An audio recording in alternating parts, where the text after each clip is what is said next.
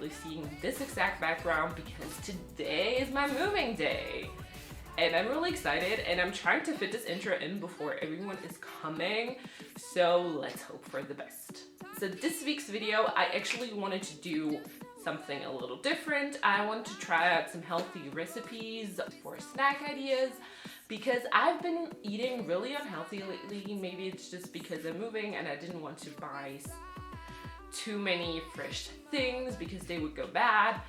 But yeah, I was just inspired to try out healthy recipes. So don't get me wrong, they're not like completely healthy. They have sugar in them and also, yeah, like other things, but they're definitely the healthy version. So now let's just start the video.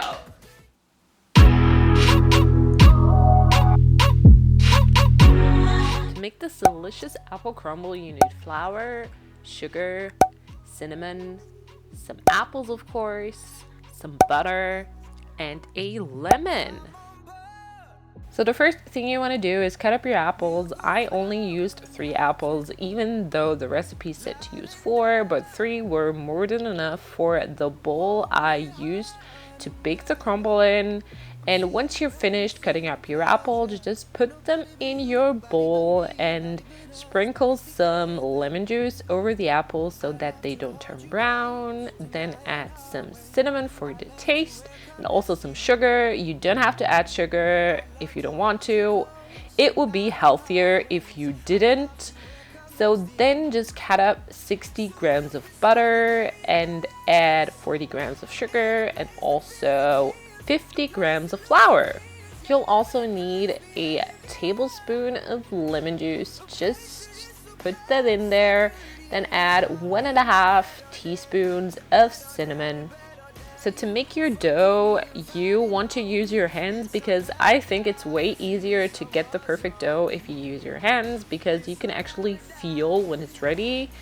Then just put all your sprinkles or crumbles onto your apples and then just put everything into the oven at 200 degrees Celsius for 20 to 25 minutes, but I would check frequently so that it doesn't burn. And then you have this amazing apple crumble and it tastes so good. And you could also add ice cream, but I didn't to make it healthier. I love to wake up next to you. So we'll piss off the neighbors in the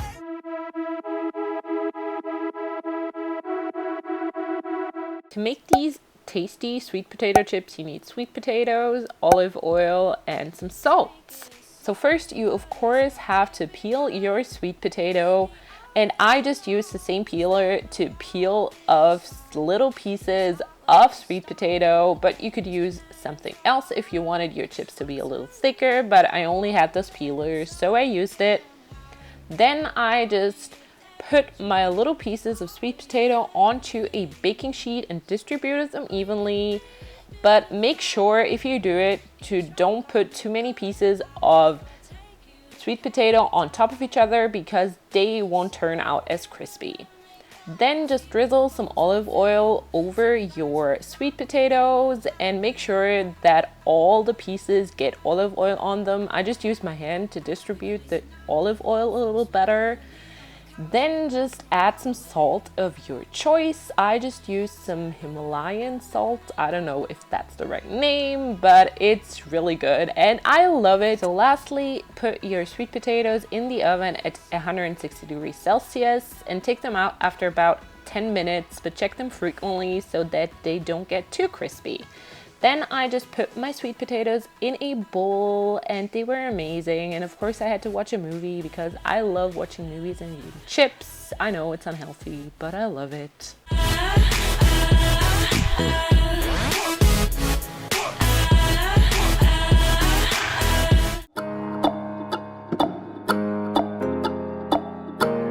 For these delicious granola bars, you need some natural peanut butter, rolled oats, some cocoa powder, some honey, some walnuts, some almonds, cashews, and also some dates. So to make your granola bars, you first have to put a cup of walnuts into a food processor and process them until a loose meal is reached. Then take them out and put 2 cups of pitted dates into the food processor. Make sure to put your dates in water for 10 minutes before you do that. Then add the walnuts you mixed before and mix everything together until it is a dough-like consistency. Then put everything into a bowl. So once you've done that, just add half a cup of cut up cashews and half a cup of cut up almonds. You can toast them before if you want to. Then add 1.5 cups of rolled oats. You should definitely toast them before. Then add 1/4 of a cup of natural peanut butter and also 1/4 of a cup of honey or agave syrup, whatever you like better. Then add 3/4 of a cup of cocoa powder. Then just mix everything up. So to make the mixture stick together better, I just used my hands again, but I also used some plastic gloves so that nothing could stick to my hands. So once you're happy with the texture, just put your mixture into a bowl, but make sure to lay out a plastic foil before and press everything down so that it is nice and flat. Then just put everything into the freezer for half an hour or more. And once you take it out of the freezer, it should be hard and you can cut it up, or you can just eat a huge granola bar if you want to, but you probably won't want to.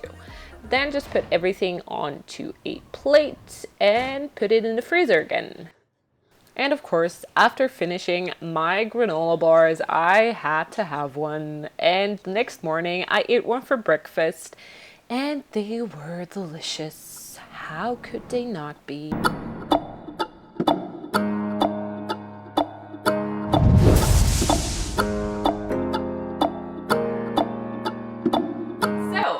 Hope you enjoyed this video and you get some ideas for new snacks you could try to make. I definitely enjoyed all of them, although I have to say my favorite was probably the apple crumble, just because I love cinnamon and everything with cinnamon in it. So let me know what your favorite was. And yeah, thank you so much for watching. If you like this video, please give it one of your thumbs, and yeah. No, not one of your thumbs, just, you know what I mean. And maybe subscribe if you aren't already, and I will see you in my next video, so bye. Time, what do you mean? Oh, baby. Oh, what do you mean? Better make up your mind, what do you mean?